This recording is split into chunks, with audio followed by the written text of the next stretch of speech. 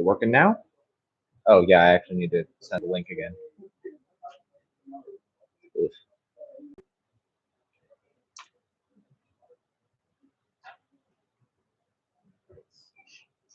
Okay, is it working now? Is it working? Yeah. Okay, that's good. All right, attempt number 2. Okay, it's weird hearing my own voice on loop like this. You're good, man. You're good. There we go. Yep, Ed's back. Yay. That is not going to stay in. Let's just throw this over here as well. Because of course nothing can be simple. Okay, well, welcome. I have compiled the 136 pages that I had taken of notes, excluding the epilogue. I did not get it. Did not write down anything from the epilogue, but the other 24 sessions I had condensed into a single document of only 5 pages. Still much better. So where should we start first? Pantheon, major locations. Sure. All right, let's start with the Pantheon.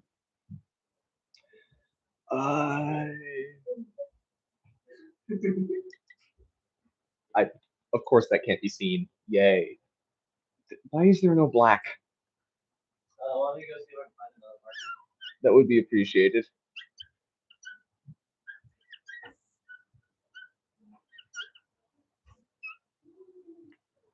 Pantheon. That is not readable.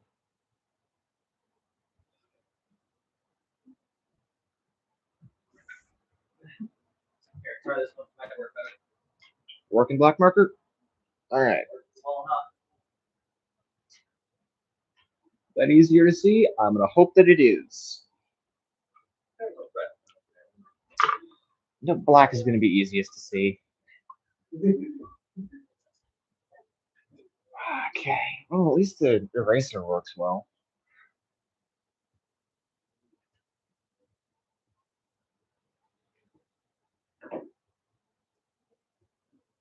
Pantheon. Okay, where is my notes? There we are. So it started at the very beginning with 3 beings. We had learned this back at the Forge before we got teleported. These beings I'll were... write a bit bigger. It's kind of hard to see. Okay, well, I'm also going to have a lot of notes on here. Well, never mind. Like, this is the entire Pantheon. Yeah, actually, you're right. There's a reason I booked a room with 2 whiteboards. So first up would be the 3 primordials. There were 3 primordials before the gods. The first one would be, let's not do that one at first. Let's do Somera. Somera is the one that we know the least about, so it's the easiest to cover. They created space. Now, what that means, I'm not sure. Does that mean that it created actual literal space, like air? Did it make like stuff that's not on Solaire? Not entirely sure. But it says they created space. The next one would be Vestia. Vestia created Solaire as well as the main 6 gods. Solaire and 6 gods. Handwriting's not going to be very good, but that's fine. And there was also the third one that is the most interesting, in my opinion. That would be the Weaver. The Weaver created the Ether. I'm not spelling that with an A because I don't like how that's spelled.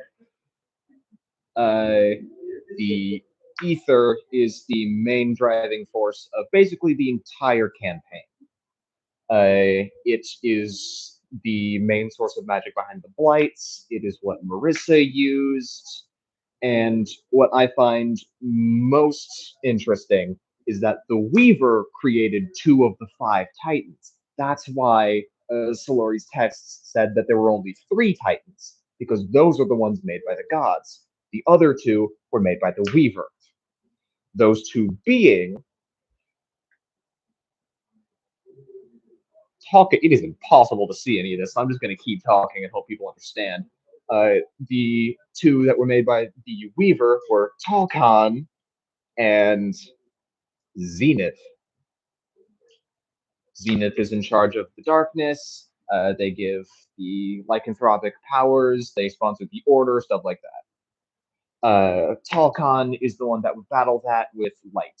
He is the one that not necessarily created Tenron and Ultran because they had already existed as a god and a demigod, respectively, but he did bless them with light in order to counteract not necessarily Zenith, but Marissa. Marissa was not created by the Weaver, at least I don't think. She might be the fifth Titan, I'm not sure. We're only ever given four names. But Marissa did essentially worship the Weaver and used the darkness for the whole takeover, Solaire, that kind of thing. Outside of the three primordials, Vestio created the six major gods.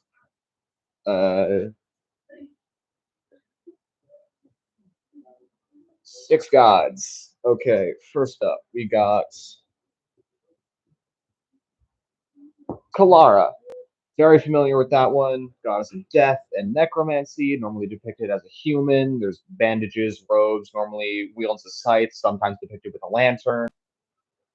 Very, very, I wouldn't say basic stuff, but it's stuff that we have gotten quite familiar with.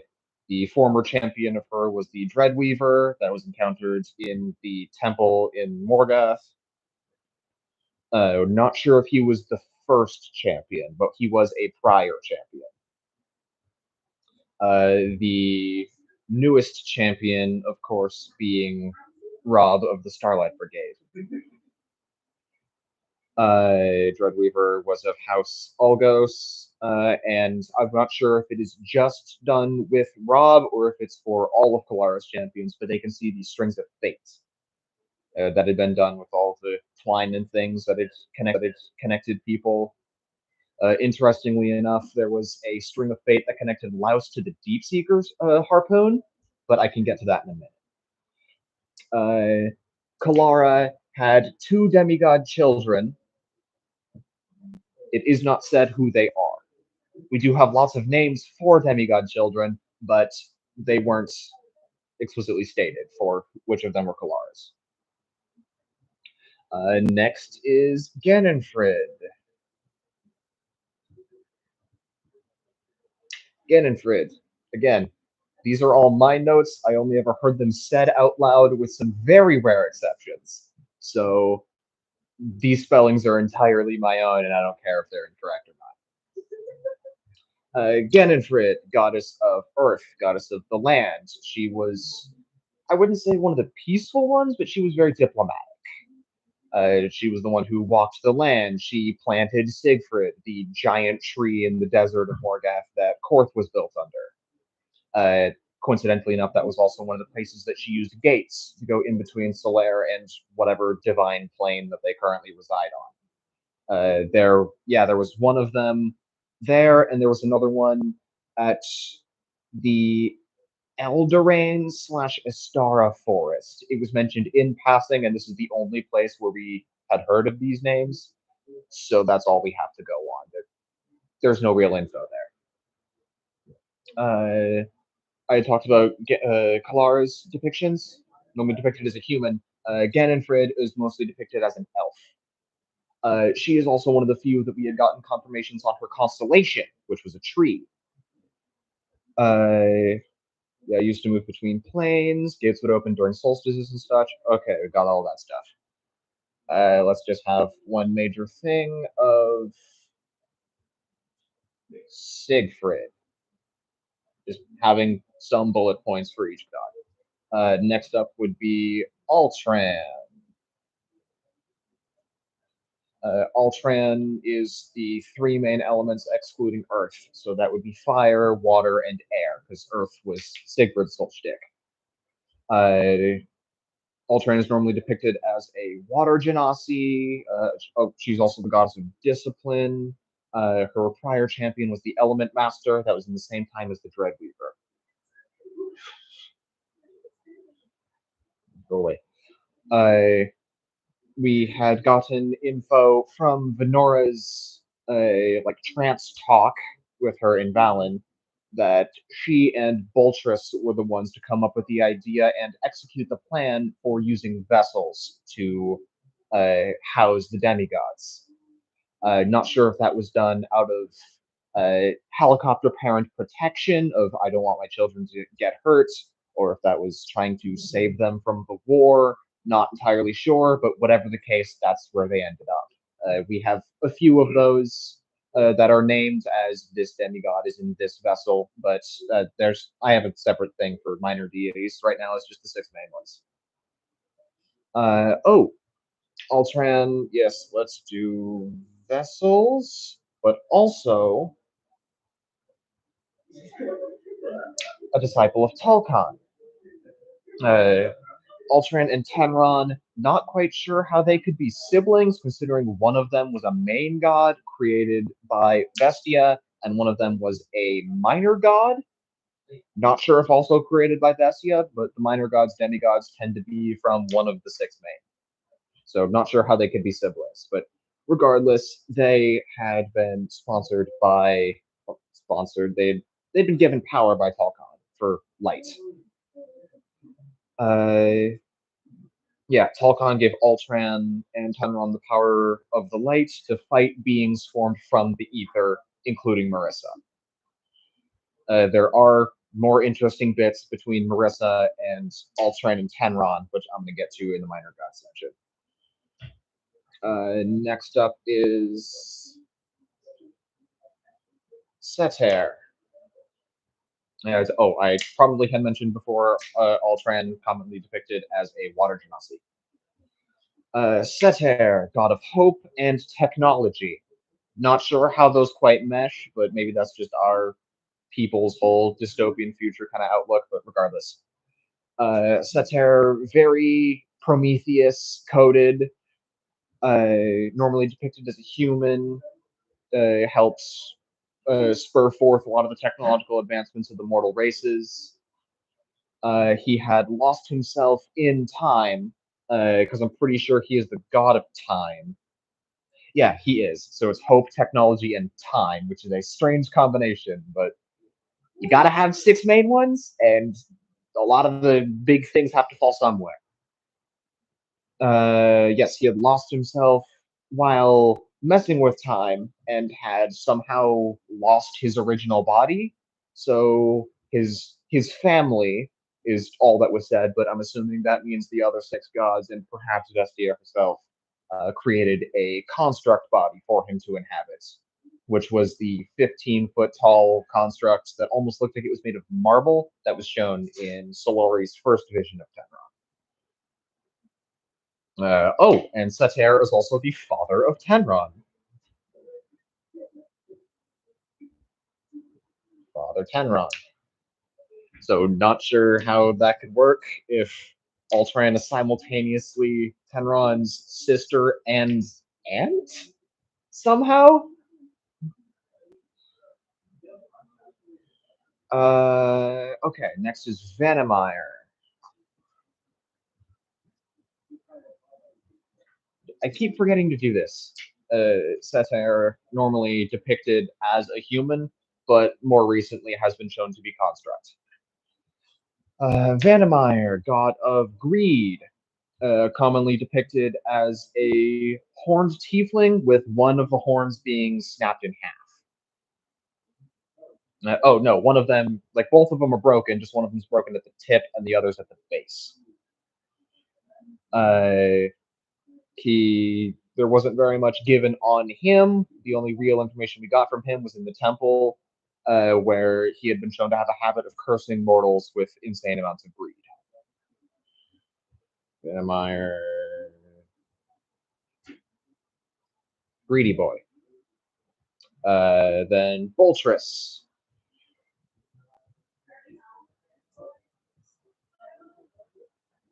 Boltrus was the god of war and forging. That kind of goes hand in hand. He is both supply and demand, so yeah, I can see that. Normally depicted as a dwarf with an eye patch and a beard. He has many legends of helping mortals, crafting the first bits of blades and armor, foraging for materials, stuff like that. He also had a white serpent that was in the temple in Morgath. That had been fought. That was a gift from Ganonfried as a form of protection so that he wouldn't get interrupted or attacked while he was in his forge. So let's just do snack. And Boltrus also worked with Altran to create the vessels. And that would be all of the 6 main gods, but there are a lot of lesser gods. Lesser / demi. First up, the first one that we had encountered was Ymir. Yeah, I'm telling you, I have so much info on all of this stuff that we had been given. First up was Ymir. Ymir was god of knowledge. He was originally contained in a longbow. We have no idea how long that had been, but it was a long time, considering there had been a separate party that also had Ymir as a longbow, which was incredibly long ago. I can get to more on that later. I have an entire bit for organizations, which includes prior parties. Ymir can manifest as like a shadowy form, so he has a sort of avatar outside of his weapon, which ordinarily takes the form of a man with a entirely black suit and long blonde hair. Ymir was in a bow, but that was replaced with a sword that can also become a cloak. Next up is Tanron. Tenron, god of light, Solori's main dude. Champion of Tenron would actually be Solori of the Starlight Brigade. That had not been initially stated. It had been outright stated. It had been done once, where Tenron had said it to him explicitly, "You are my champion," but that had been completely glossed over and no one remembered it. Tenron is normally depicted as a humanoid. Exact race is not necessarily said. Normally depicted in like statues and murals and such, with modest clothing, golden white hair, and blue eyes. Although in Solori's visions, he was shown in pristine golden armor, which maybe is some sort of indicator that there was great conflict, which in a way there was with the whole Marissa thing. Oh, great! Ed remembers. Yeah. He remembers everything. Of course, you remembered. You're the one that has the giant notebook. Oh yeah. I had also tried to connect some dots that at the Starlight Festival, I don't remember who it was, but someone had learned about Star Crystal that was said to shine bright enough that it would attack and hurt creatures using light. So maybe that was some of the bit that Talcon had done to help give Tanron some power. Not entirely sure. It was said in one of Solori's visions that Tenron did have a lackluster is a strong word, but he didn't have enough power to be fully useful in these sorts of conflicts. So he had been given power and champions by his aunt. Not entirely sure who that is among these 6. If I had to guess, I'd say maybe Altran with the whole sister aunt thing. I don't know, it's kind of weird. Tanrod also fought in the Holy Wars, where he had the woman who was in the tomb in that like abandoned Tenron church that was right outside of Valen. I think that one. I think her name was Elaine Altier. Not Altier. Altier was another minor god. I can't remember what her name was.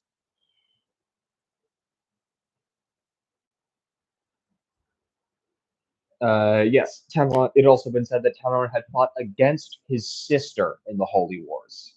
Now that can't be Altran because they were on the same side. So I'm thinking that maybe Marissa is the uh, that Marissa is actually the sister that is being referred to here. There had been many bits on that. Tenron fought in holy wars against his sister, so Laurie had a vision of I'm trying to fight my sister, she's trying to find salvation, but it's wrong. Maybe that is Marissa. Don't know what she was the patron god of before the ether and darkness and such, but it hardly seems relevant at this point, which pains me to say.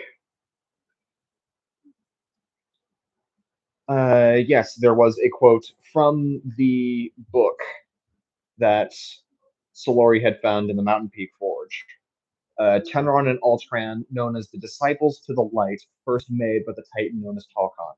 They had champions to push back Disciples of the Darkness, Talcon, and then the rest of it was unreadable. So, oh, well, that's fine. So Tenron, like disciple of Talcon, most likely. Let's just go ahead and pick that back up. What else is here? Storm. Storm was the goddess of sky and thunder. She is the reason for the Starlight Festival. It had been said in legends that she had sent a divine thunder wave into space, which then brought a star down to the Earth, which was Star Crystal. So maybe like Talcon had asked Storm to do him a solid and bring down a big star crystal from the sky. He infused it with his power, perhaps, and then gave it to Tenron and Altran as a means to use light to fight back the darkness. Okay, yeah, that's pretty much it that we know about Storm, just goddess of sky and thunder. So let's do Star Crystal. Very nice. Oh, next one is Octane. Octane may sound familiar because of the Octane Sea, which is where the Leviathans were spotted. That kind of fits because Octane is god of the sea. That is really one of the only two pieces of info we know about him, the other one being that he is a son of Ganondorf. It's one of the very few times where we actually have a complete family line of Vestia to Ganondorf to Octane. So let's do C. Yay. Then we have just a bunch of them that have been rattled off during the various like minor churches that were in Balin. So there was one of 10 more. He wasn't stated as to what he was. There was Bushito, who we had found. He was in the katana that Venora slash Kozui used for basically the entire second half. Yeah, the entire rest of the campaign, like the second half of the campaign. He was also the namesake of the seven virtues of Bushido, which was very popular among monks, and Venora herself followed those virtues. There was Gustin. Never said what he is, but his name is Gustin, and I find that quite funny. Naki, again, nothing said. Vendala, Sendev,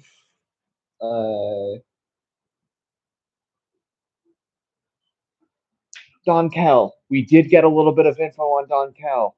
Don Kell was the one that was inside the shield that Laos had grabbed. So that is another one of the very few that we have confirmed on this vessel has this demigod in it. So that was the shield. What is up with you? There was also Abrak. Hey, you have a lot of gods. Some of the names are gonna start to down the line. You get it? Like when you have this amount, this is just. I haven't gone very far into this list. This is just the deities, and I haven't even finished this bit.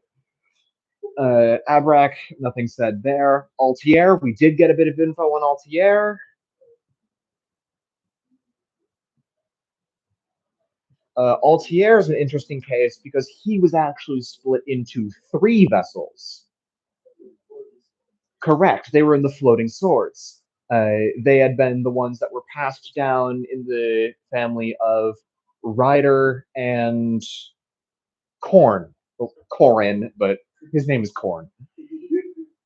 We had only found two of those swords, though. One of them was the floating bronze one that Korn had, and the other one was the floating obsidian sword that Ryder had.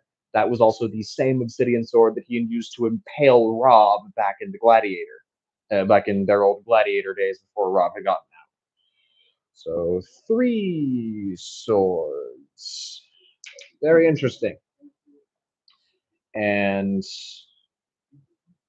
uh, just for the sake, because there was nowhere else really to put him, I put the Chimera under Lesser Gods, just because he's around.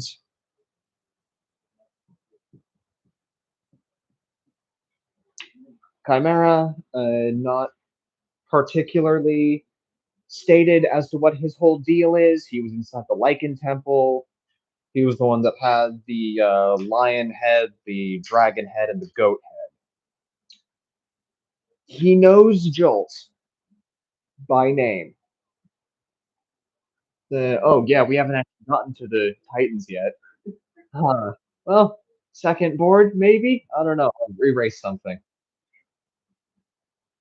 But yeah, Chimera does, for some reason, know Jolt by name and they're on speaking terms. To the point where Jolt had told the Chimera about Enya. Yeah, that I don't know. They get drinks on Fridays, I guess. I'm just gonna stop picking up that cap. And then the final lesser one, the one that I have been pulling my hair out trying to decipher, Marissa.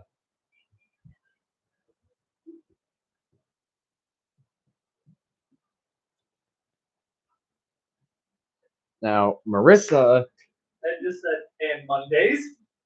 Mm, They also meet on Mondays. you pissing me off, Marissa is stated to be a living weapon of darkness and had a distinct hatred for demigods.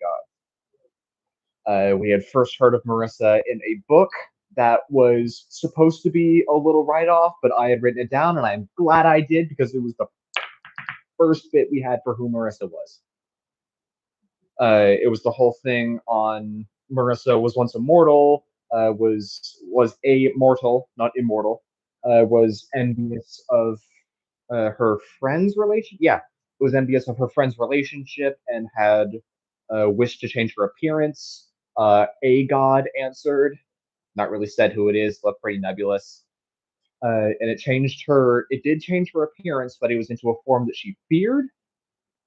At which point she wandered the world looking for a cure, died before finding said cure, and another god. Well, it just says one god. It's not stated on if it's the same one that had changed her appearance or if it was a different one. Again, left nebulous, but let's just call it a different one, for the sake of simplicity. Had talked to her that her love. Again, all of this story is very nebulous, but presumably her love was the reason why she wanted her appearance changed. Did not love her. This god would instead love her, and she became something more. That being a disciple of the Weaver. Marissa, possible sister to where is he? Kenron and Altram. Again, I've stated why. There's a lot of stuff about Tenron and Altran fighting their sister. He had gotten sponsored from his aunt, stuff like that. Where it is left unclear as to who this sister is, but considering that there is only really one goddess that's stated as an antagonist in this whole thing, my best bet is Marissa. She uses ether magic, and was the reason, at least I believe so, it was the reason why Ultron and Voltress started to do stuff with the vessels. There was a quote from Ultron of, "I used to walk your world. I was able to feel love, and then a force took it from all of us." So maybe the gods had roamed freely, Marissa had gained her dark power, and then had killed like a minor demigod or something. At which point, all the gods realized, "Oh shit, we can actually die. Let's start putting ourselves into weapons so that way we can't die." Yeah, that's all we got for the lesser gods. Let's. I'm just gonna. I can erase the lesser ones because the other ones probably still have something important.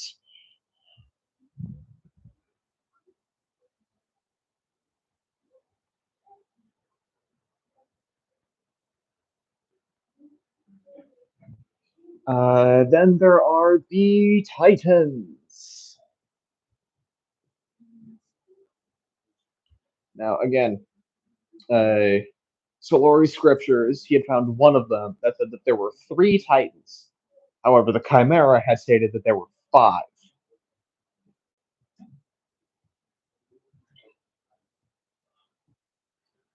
There were, in fact, five of them.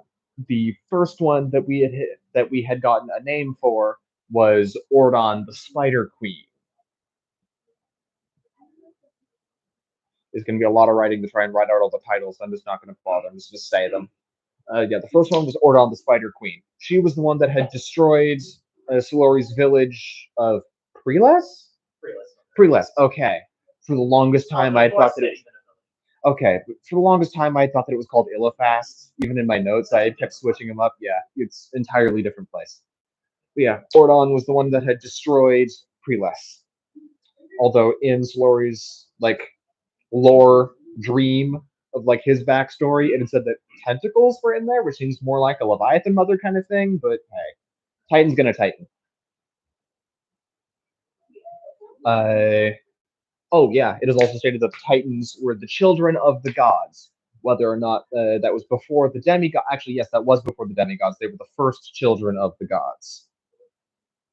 However, as I've said and as I'm going to say throughout this bit, I feel like not all of two of the five Titans were done by the Weaver, not by the gods. Those being Talcon and Zenith. Yeah, first one was Ordon. Second one is Jolt. Jolt is the Leviathan mother. She spawned the other. It keeps getting switched up as to whether or not it's 7 or 8 children to make 8 or 9 total. It keeps getting switched back and forth throughout the lore, so that's kind of up in the air. But Jolt was the Leviathan mother. Most common symbol of like back and forth with her is 6 horizontal eyes, and had also given Enya her warlock powers. Is stated that Jolt is found in the Octane Sea, which is where the Dragon Riders had found a lot of the blights and stuff. So that's probably why. There's also Talcon. Talked about him a couple of times before. He's over there with the creation of the Weaver, and over here with sponsoring Ultron, and I had erased it, but Tenron. He is Zenith's brother. They had stated that in the final bits of Session 24, with Laos losing his memory and getting his job of destroying the Leviathans. He had the ability of darkness to destroy sources. No, he had the ability to coalesce darkness, for lack of a better word, just kind of round it up and then destroy it with light, as opposed to his brother Zenith. He had, it says created, but I assume that means not literally created, but like had given them more power to become great. Ultron and Tenron. Yeah, I had done Disciples of Light made by Titan Talcon. I had put that several places in here because it relates to several people. Zenith. Zenith was the brother of Talcon, also created by the Weaver, where Talcon's whole thing was light, Zenith's whole thing was darkness. But I assume that this was not the same darkness as the Ether. This was sort of a toned down darkness, which was the reason that he is the creator of the runes, as well as the whole lycanthropy curse. So he is the one that's in charge of the order. Uh, he gives power. Severin was the one to figure out that that was Zenith. He strives to kill Leviathans. Probably because he sees that Jolt and maybe to an extent Ordon, but definitely also Marissa, were using the ether, which I guess he had a birthright to because he was created by the Weaver, who had also created the ether. That he had a birthright to that darkness, but it was being used by someone else and for evil, I guess, but like not the kind of stuff that he wanted to use it for. So he wants to destroy the Leviathans. And that is the Pantheon. There's the cap. Drop this. And then there's the fifth Titan we don't know. Yeah, there was a fifth Titan. It had been stated. We don't really know. My best guess, and I thought of this 10 minutes ago, this might be the Chimera. Instead of the Chimera being. Why is this cap so loose? This might be the Chimera instead of the Chimera being like a minor demigod or a lesser god. That's why it knows Jolt so closely, because they are also a Titan. Okay, that is that bit. There's a lot of shit about various different cities and stuff, areas that we had explored, but also had not explored. Uh, a lot of that isn't necessarily uh, important. We can get to that if we got time. Oh, actually, there is one bit that is really important. Maybe one. Is there another one? Random Church, Valley of Okay, I guess we could talk about the Valley of Storms. So yeah, I guess there would technically be two important bits that we can go over for locations. Let's erase all of this.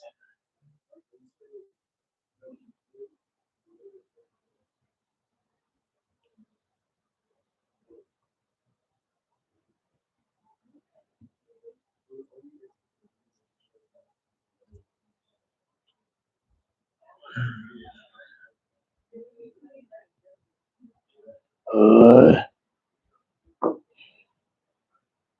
Okay, yes, first one we should go over is the Valley of Storms.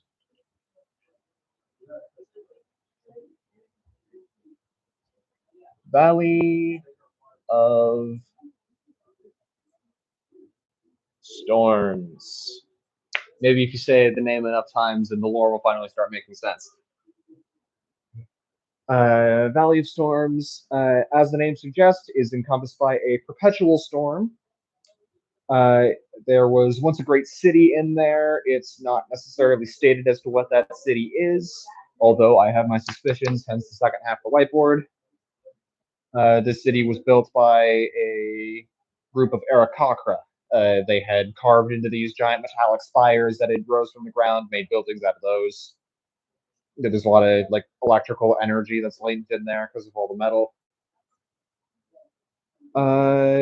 And for some unknown reason, it had collapsed, this entire civilization within the valley, and a lot of magic had spilled out into the surrounding forest and created this storm. Where else is it? Oh, yeah. Valley of Storms is also the base of Ryder's army. That includes the Fallen, there's a bit of the Order in there. There's some Ravengers. There's some like random mercenaries. Weird mage people as well. Yeah, some weird mage people. I'd written that down in another area. Important shit to write down. Why is this bug following me constantly? Okay, yes. Let's do great city. It's getting harder and harder to read this. If you're willing to, I'm just gonna, yeah, I'll just keep writing down the important bits here. Collapsed. Um, yeah, those are really the two big important bits. Great city. There was a really great city in here. It had collapsed due to some sort of, I'm going to call it a calamity. Uh,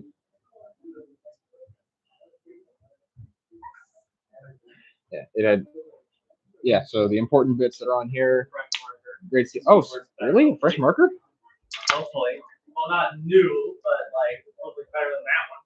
Yeah, it seems like it's better. Yeah, let's just write over this again. Damn, this cap is a lot stronger than the other one.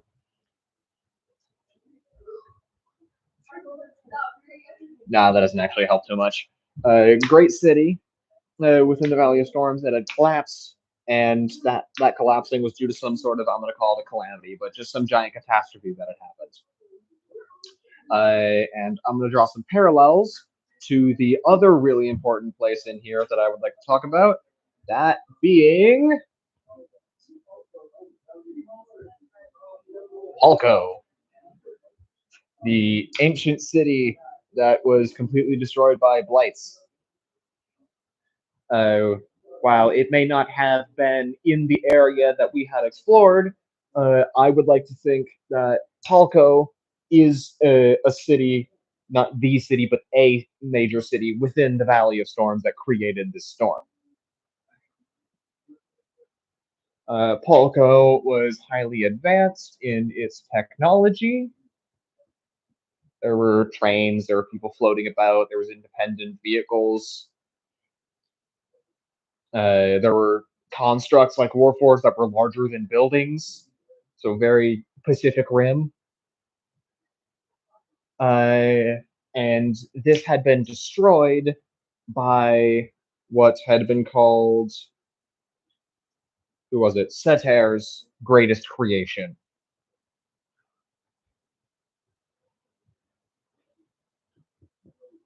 The gate. This was a gate that was meant to. Oh, there we go. That's an E.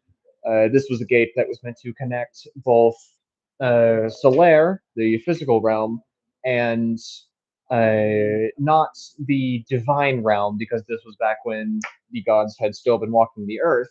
So I'm going to say the Titan realm slash. I had erased it, but the ether. That was the place that had Talcon and Zenith holed up. It was where Solori had went. Was he went inside the gate that was in the valley? And Laos? It is the Laos. Yes. Who did I say? Solori. Okay. Yes, it was where Laos went through. And yeah, it was the place that had all of the ether spill out, creating blights and destroying the city. So now anyone who goes in there either is erased from existence or has their memories erased, except for one guy, and that was Severin. There are three major players throughout this story. There's lots of like minor characters that we got obsessed over. I have an entire thing carved out for Desmond that now doesn't seem very helpful because a lot of those theories have been proven to be wrong.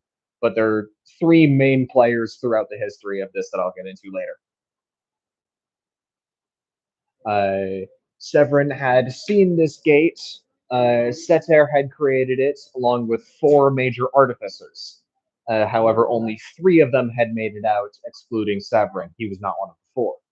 Maybe he was one of the four. I'm not sure. But regardless, he wasn't the fourth artificer. That one would be the champion of Boltress, who, if you remember, was the god of forge, like forging, like creating stuff. He's like the whole hammer and anvil kind of side of crafting, and Seter is the whole fine tuning technology side of crafting. The champion of Boltress was the one who went through the gates. and it just says destroyed. So maybe that was the champion was destroyed, the gate was destroyed, probably whatever, probably both. Because in Rob's vision, he had seen Polko back before, like right before it was destroyed, and there was like half of an archway for a gate. So probably Champion had gone through and it like collapsed in on itself. At which point, darkness, which is probably the ether, enveloped the city and erased people, etc., etc. So I'm thinking that it had collapsed due to this calamity, that being the gate opening up and the darkness spilling out of it. That was the first time that this darkness had come forth. Kalara talked about it a bit as everyone was trying to figure out what to do because the gate was forming a second time in the valley. The first time it had formed, it was the very first champions of the gods that had fought against it and managed to seal it away, but not destroy it, which was what Ryder was trying to do and release it again. He was trying to bring it back because it hadn't been destroyed. And there's like a minor area that had been talked about like briefly, which is the crux. Very unfamiliar because it had been talked about once. That is the sort of purgatory like place. It was the afterlife. Oh, kind of. It's in between the mortal realm and the afterlife. It's Kalara's domain, kind of. It was where Enya had gone to talk to her sister, like during the whole stab yourself in the heart kind of thing.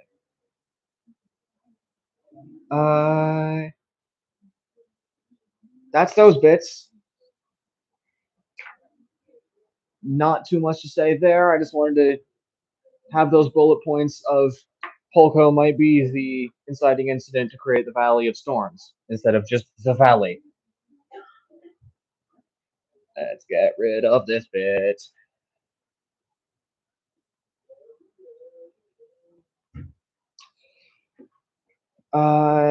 Organizations. There are a lot of them.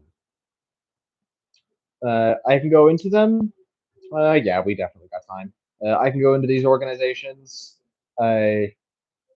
Most of them I won't have very much to say on them. They're like one-offs, or there's not much info that we're given. So orgs, close enough. First up, we got there's two S's in there. The Essenburns. This was the reason why we had gone on this question in the first place. They are a noble family. They are one of the 10 noble families that live in Darth, the capital, not the country. The father, his name is Elysios Essenburn. I'm not writing that down. Stupid way to spell it. But this is a Kalishtar family. So Elysios Essenburn is the lord of the Kalistars. His daughter Elaine is the one that was kidnapped. The reason why we had gone through. Jay was her guard, etc., etc. It had not been explained on what was in their treasury that Ryder and Varys claimed belonged to them. My best guess, maybe another vessel. They needed a lot of them. Yeah, Essenburn's noble family, etc., etc. Oh yeah, it had also been said that their magic was not of this world. I'm assuming it's because they're Kalistars, so they're high elves. So it's some sort of like divine thing instead of mortal magic, I guess. But that's kind of left up in the air. Then there's the Fallen. The Fallen we had encountered about the same time we had encountered the Essenburns. A new criminal syndicate rising through the underworld pretty quickly, gaining fame within Darth. It's supposed to be this super secret thing where no one knows who's in it. We find and subsequently kill a lot of them. Notable members. There was Ralph. He was briefly mentioned. Doug, also briefly mentioned. Both of them being mentioned by Boulder. if Connor ever gets around to getting into this. The Fallen, he's actually important, so let's write him down. Boulder was a Goliath, and he was a close friend of Rob's, if not like his best friends, during their gladiator days. He had been last seen by the party as he died, which was he had like cloth wrapped around his eyes because he didn't have eyes. He was a clockwork cyborg, probably made by Severin because he was trapped with them. He wielded chain scythes that Laos subsequently took, which is why he has his chain scythes throughout the majority of the campaign. He got them from Boulder. You're welcome, Laos. And he called Rob Haunt, like it was his name. Rob had only ever given his name as Rob. I have almost 140 pages of notes. I don't know his last name. I don't know Rob's last name. So maybe his name is Haunt and we just called him Rob. We don't know. But Boulder, very important. He died, cremated.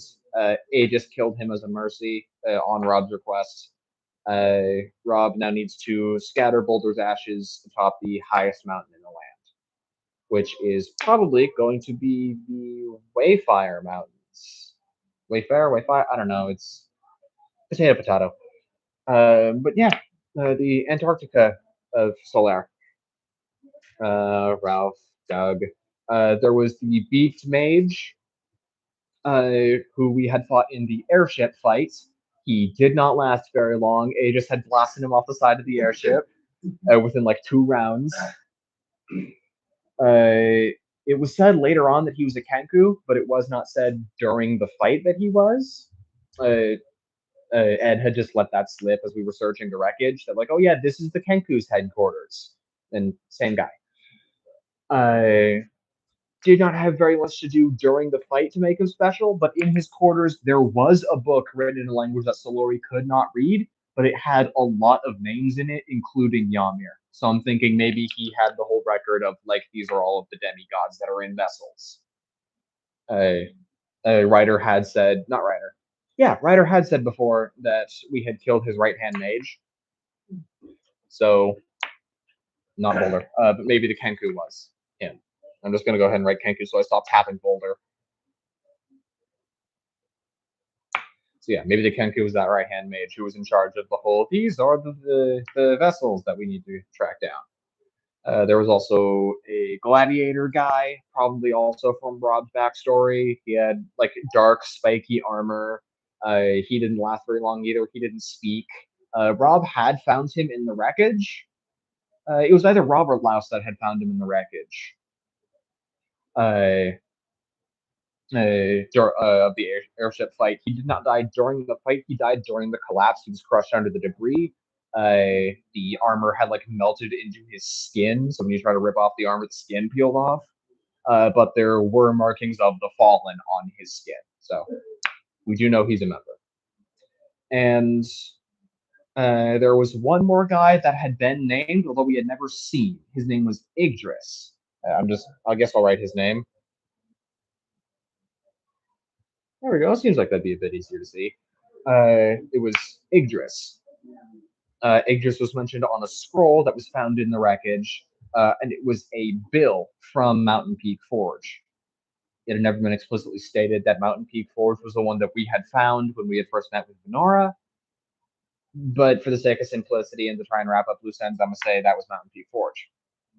Where there had been a bill from Yggdrasil to the Fallen of a skyship, some skiffs, an elemental, and 300 artillery mage. I wrote down these notes, but I don't remember what that means. So I'm guessing Kenku was a mage that specialized in artillery that was hired for 300 gold. I guess. I'm shot in the dark here. But yeah, that's the Fallen. We also had the Ravengers. There is an N in there. It took me about 5 sessions for Ed to finally correct me that there's an N in there. It's not Ravagers, it's Ravengers to rhyme with Scavengers, who is not in this list because they didn't matter very much. I mean, they're integral to Enya's backstory and all, but like She has other stuff. we didn't fight them very much. We didn't really encounter them. There was that one guy. That one guy who was the racer. Yeah, we met the one racer who was like also a member, so Enya got to bond with a famous guy over that. But that's about it. Ravengers. They are one of the groups getting to patrol in Morgath along with the Scavengers, and there's probably something else in there. I think Ed mentioned there was a third group, but I don't remember who it was. I had never written down anyway. Their main leader is Varix. We know him. We hate him. He's dead now. We're happy. Their symbol was a claw mark with 3 strikes, which I'm just going to go ahead and say is like that, I guess, as opposed to the Scavengers, which just has 2. Seems like it would be very easy to try and infiltrate the Ravengers by just kind of sharpieing in a third little mark for your Scavengers mark. Seems like it'd be pretty easy to infiltrate from one to the other, but that's just me. Where are we? There we are. Yeah, Varix, Fire Genasi. Seems like he's the head honcho of this whole thing. We had also gotten 2 named guys of Wine and Ale. Didn't they both die? Yeah, Wine was an orc, Ale was a dragonborn. One of them had been crushed, and the other one had been like chopped up during our breakout. No, I think one of them got impaled when I was in Triceratops. Yeah, one of them got impaled by you. I don't remember what happened to the other. No, right, the other one got impaled. The other Enya charmed into blowing up the other skiffs. Ale was the one that you had impaled, and he had like disguised self into Ale, and had then charmed Wine into taking all the skiffs and running them off the edge, probably him included. But that's really all we have on the Ravengers. There was the Order. Close enough. We had heard them in passing a few times. They're the whole Lycan business. I talked about them a little bit before. They were the ones that got their powers from Zenith. They shapeshift into, some of them are werewolves, but there was also boars and rats, and I think there was a donkey in there at some point. There was another one that was a bull, which was kind of fun because then you finally got to speak Minotaur. Their captain, his name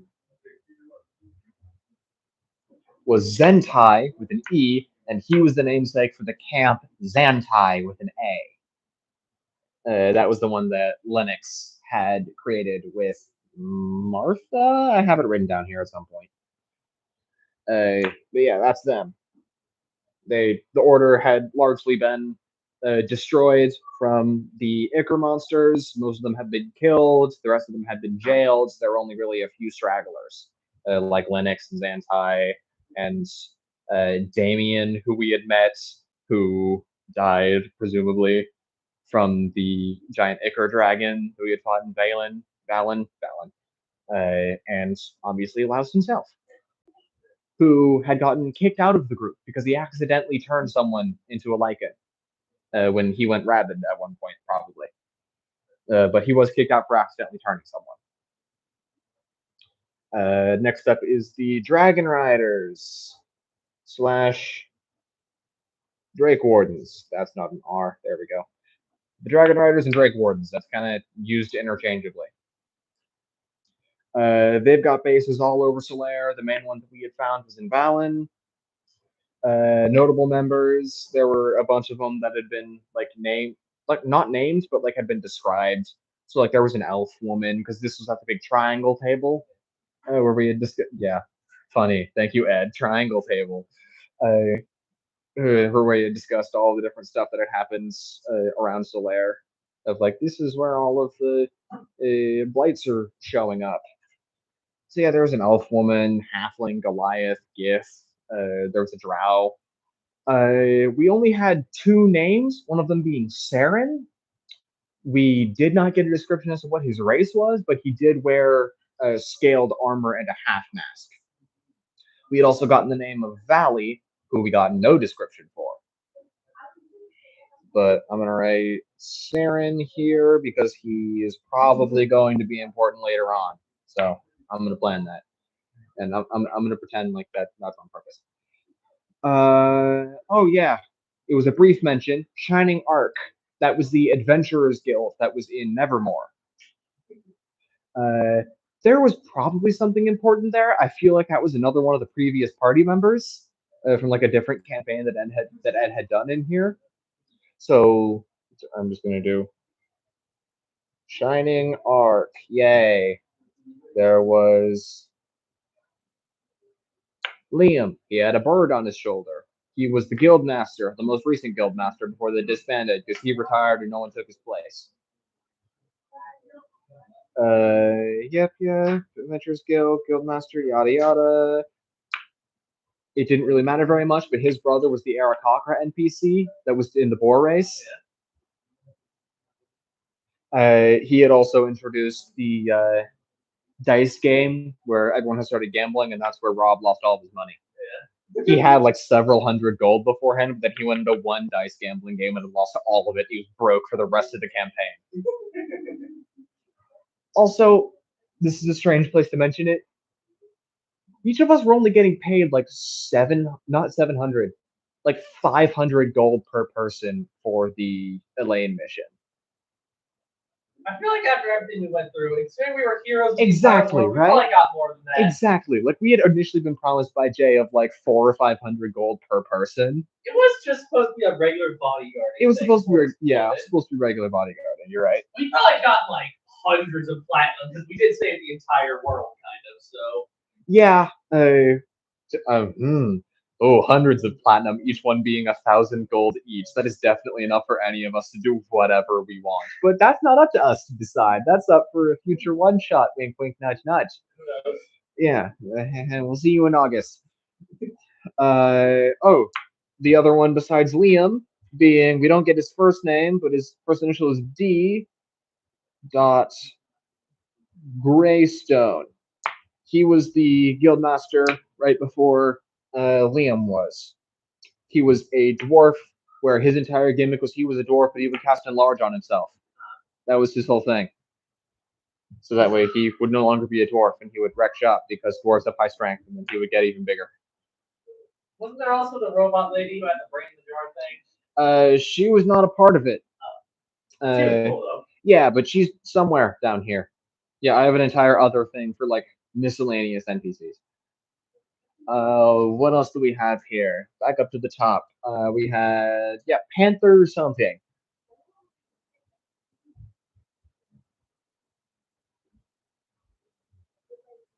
We never got the second name of what this party was, but it was Panther something. Linux had mentioned them. Not Linux. Martha, who was the mayor of Xanthi, the Lycan camp, had mentioned them. They were the ones that had fought an entire dragon made out of adamantium in the caves that we had explored. And they had left its body in there, so there was probably adamantium in there somewhere. And that was the only bit that we had heard about them. There was Iron Shackles. It was like a 5-minute conversation that we had about that throughout this entire campaign. That was it. They were the adventuring guild that was in Whaling. Laos had gone to them to get some information on the Valley of Storms. That's right. Yeah. Ed had talked about them for all of like 45 seconds. But yeah, they weren't terribly important, so I'm not even going to write them up here. There was the Dead Party. The dead one was the one that Linux had asked for us to find in the caves. That was the party that Venora was with, but they had died.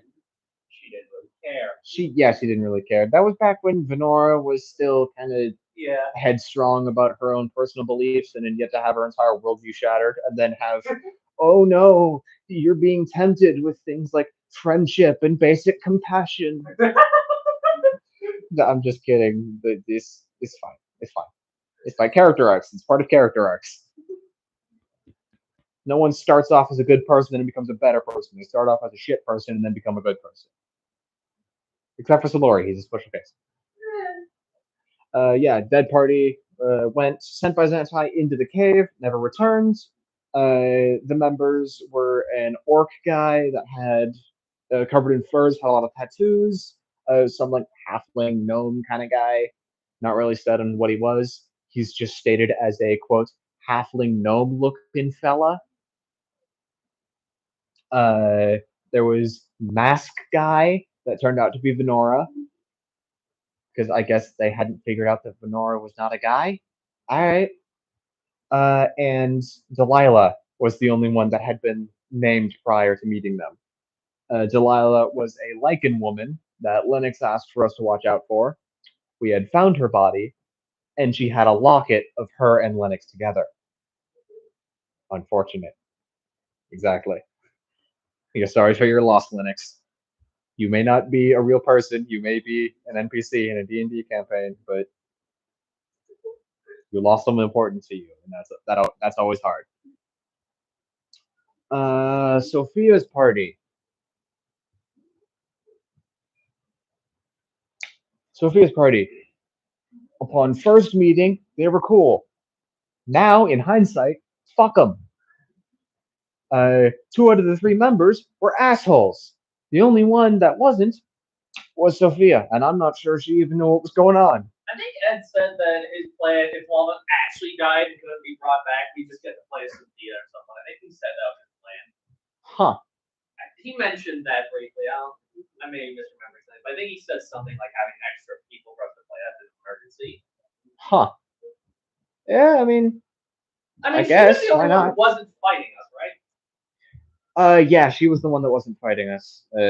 So maybe that was for extra people, like in case one of us. I'm just saying it back and forth because I'm not sure if the mic picks up what you say. Like just in case any of us as players, our characters permanently die. Hey, look, a separate party for us to inhabit. Yeah, Sophia's party had Sophia, Water Genasi. Not much to say about her. She was kind of chill. They gave us the Clover quest. There was also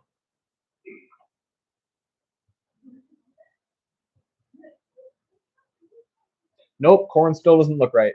Corn. Corn. He turned out to be Ryder's younger brother. I'm just realizing this now. Wasn't Ryder in an orphanage? How did? Maybe they were both orphans. I guess maybe he was adopted into Corn's family. Maybe it's like blood brothers or something. Maybe I don't know, but somehow Corn ended up becoming Ryder's younger brother. So yeah, maybe. I mean, Liam had his brother as an Aarakocra, even though he was a bird. So who really cares? Fair, yeah. Liam Aarakocra brother, Corn Ryder's brother. Who knows? I don't know. Regardless, they somehow ended up like that. Ryder didn't like Corn very much, so he hired Minus. Minus was the Goliath. He had the giant like gauntlet that turned out to be a vessel. Oh, so we only have the room for 8 more minutes. That's fine. I'm just gonna keep going until someone knocks. All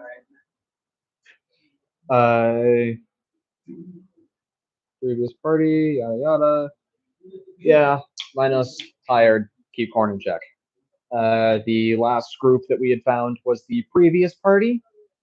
I just called them that because they hadn't had a name, but that was a previous group of player characters before Starlight Brigade. There was some of them weren't assigned which name was which person, so I'm just guessing here. There was Elias, a man with clockwork designs on his clothing. There was Ardris Bophades, which is what tipped Vivian off that this was definitely previous player characters. He had a panther companion and a medallion on his neck. There was Xavier, who had a great sword and a cape. Advil Clake, who we had met in Whaling. He was the guy who owned the magic shop. He had his shop built out of a maroon ship. He was the man wearing a cloak, and the body parts near the ground looked like mushrooms. Maybe. Again, assigning names without confirmation. An unnamed tiefling holding like a banjo. Oh, there goes the marker. Holding like a banjo-looking object. And Crive was an elven figure holding a bow, wearing a fur cloak. That bow was Ymir. There were many more members to this party, but it was too long ago, so Ymir didn't remember who else was there. He was how we got their names. And that is all of the note organizations worth mentioning, or at least the ones that I've written down here. Okay. Now we get into the big three people.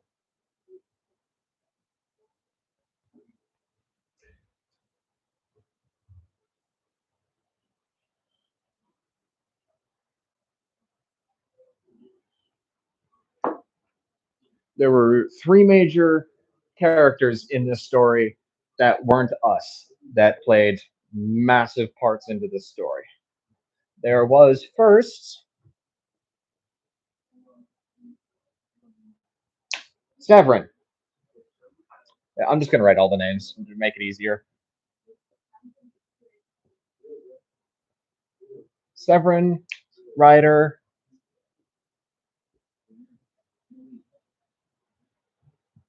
and Varix. These three essentially created the entire plot of the campaign. Severin. Let's just go ahead and write his last name. Severin Volmore. He owned Volmore Company, large, like, human man, tattoos. He did have a scar. It was described that he had a scar, like, through his eye all the way up to his head. Not sure what that scar is, though. But if I had to guess, I'd say maybe that was Zenith's symbol, with, like, the X, and then the down, and then the thing. Zenith. He worked near the area of the Clover Quest. That's how the Satyrs knew about him. He was likely the one to work on Boulder, to give him the clockwork stuff. I talked about that before when I mentioned Boulder. He perhaps built the robots that were used on the Essenburn airship. Not really sure. He definitely built the robots that were used on Ryder's airships that came to fight us. That was mentioned that they looked pretty similar to Aegis, but they were a lot bulkier, a lot clunkier, less specialized. Well, more specialized in just being Bruce instead of jack of all trades. He also probably built the mech from the drill fight, because it was mentioned that it had a very similar Ethereum core to the robots that were on Ryder's ship. He created Aegis.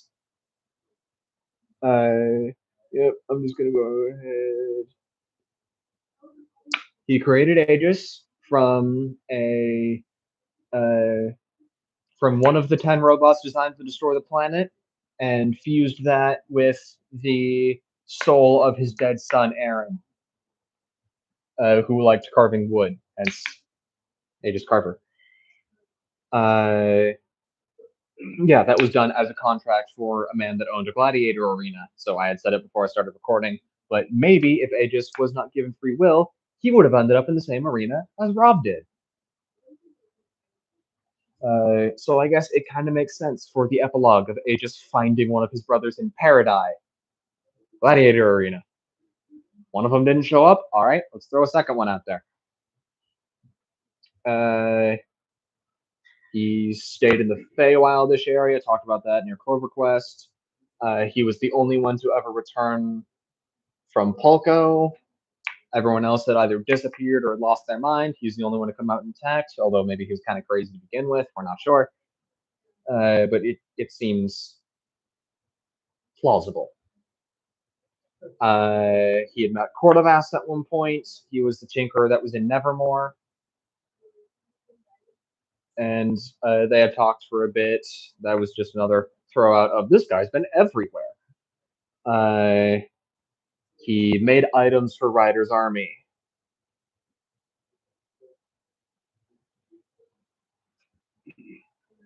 He had made stuff for Ryder's army. That is terrible handwriting, but I do not care. He had made items for Ryder's army because he was held captive in there. He was held there, forced to create a bunch of magical items, and he had helped construct the gates. He had also made potions of possibility. We never really got any of those ourselves. They had one purpose that we had been told, and that was the vats that were used to fuel the gates. Those were potions of possibility.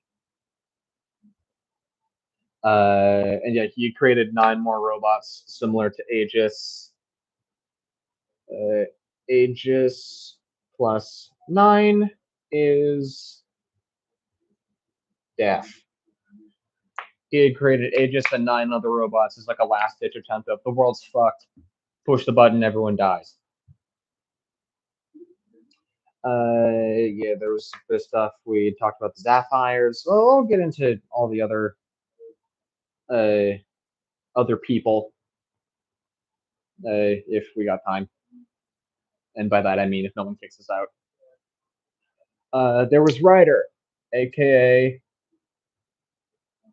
Blue Hair, or BH. We did not know his name until like the last 2 sessions. No, we did know his name. I just didn't write it down. No, I did write it down. It just never came up. Magical. He is capable of magic. There's a C in there. I swear. Very magical, capable of magic, including levitation, fireballs, and transmuting spells. It was actually said during his whole monologue with Venora/Kozui that he was kicked out of their hometown due to his affinity with magic, and no one liked that, I guess. Because in an entire world where gods are real and so is magic, I guess there's one town that's just Salem, Massachusetts. Ryder affiliated with the Order. He had a marking on it, which was like a hexagonal eye. So I'm going to choose. There we go. It's a rupee with a line through it. Hexagonal eye. That's the symbol of the Order. He's also affiliated with the Fallen.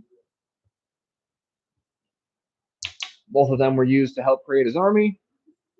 He was also affiliated with that unnamed mage group that you had mentioned earlier, which was like the owl with a lion's head and an open book. We never really were certain as to who they were. They didn't really show up. He also had a symbol on his shoulder that was like Tenron's holy symbol, but it was altered, not specified how. But like maybe Ryder was supposed to be the previous champion before he got all fucky because wham, my sister left me because she almost died and was brainwashed. I mean, we get it. You lost your sister, but also fucking cut her some slack, man. He knew Rob from Gladiator days. He knew Rob from his Gladiator days. They fought sometimes with each other, sometimes against each other, but ultimately he was the one that turned Rob into an orc kebab. Rob the kebab. Hey, very nice. He also knew Kozui before she became Venora. They were siblings. They had grown up in the orphanage together. She had been like a big sister to him because he constantly was getting himself into fights that he could not win, so she would help him out. Before she started dating Phoebe, and then Phoebe got in danger in like a flood, I think. Yeah, they like a fell river. to the river. Kozui tried to save her, save Phoebe, but Kozui died. Yeah, and then Ryder was like, "Well, what the fuck?" Like, as if she chose to almost die. Like, she didn't want to almost die. She just wanted to save Phoebe. And yeah, Ryder was shunned for having magic. That's basically what we got there. He also hated people to where he wanted to make the gate to summon Marissa. Okay, just checking. He hated everyone, I guess. He was just very misanthropic to the point where he created the gate by capturing Severin and getting all the vessels and yada yada to summon Marissa and just kind of destroy everything. And yeah, he essentially became the main bad guy, who we did not meet until just before halfway through the session. But that was partially our fault. We were supposed to meet him at like session 3 or something, but we also delayed leaving Shadebrook. We stayed there. We stayed. We stayed there for the entire first semester. We stayed there for 8 or 9 sessions. We were supposed to leave there by like session 3. So yeah, we should have met him at like single digits, but I think we only finally ended up meeting him at like 12 or 13. I don't know. It's in the notes somewhere. But that brings us to Varix, who I had also called FG for a while. So you need this room? Okay. They reserved this one? Yeah, looks like it. All right. Looks like we got back up. All right. We will get back to this at a later point. Yay. Where's the button? There we go.